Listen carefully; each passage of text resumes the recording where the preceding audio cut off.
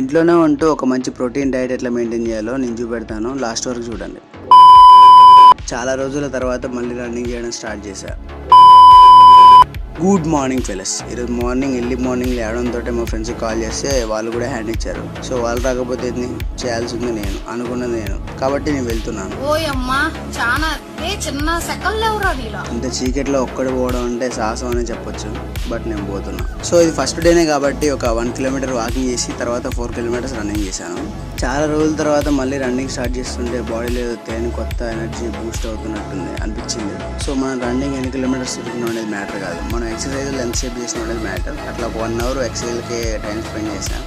అక్కడికి తెల్లారిపోయింది. Last but not least, ఇవన్నీ running చేసి ఎక్సర్సైజ్ చేసిన తర్వాత డిప్స్ తీయకపోతే అసలు వీటి చేసినందుకు వర్త్ అయితే అనిపించదు నాకు.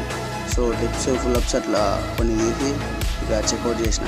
ఇప్పుడు డైట్ ప్లాన్, పొద్దున్నే లేచి ఒక 50 grams డైట్ ప్లాన్లో పీనట్స్ యాడ్ చేసుకున్నా. సో ఇవైతే మా ఇంట్లో ఎప్పుడు ఉంటూనే ఉంటాయి, సో ఫ్రీ ఆఫ్ కాస్ట్ నాకైతే. ఇక వాటిని మొత్తం ఒలిసి గ్లాసులో వేసుకున్నా. ఆ ఒలిసే గ్యాప్లో పాలు కూడా పొయ్యి మీద పెట్టి అవి కూడా హీట్ చేసుకున్నా. ఇక గ్లాస్లో పోసుకొని దాంతోపాటు ఒక బనానా కూడా యాడ్ చేసిన.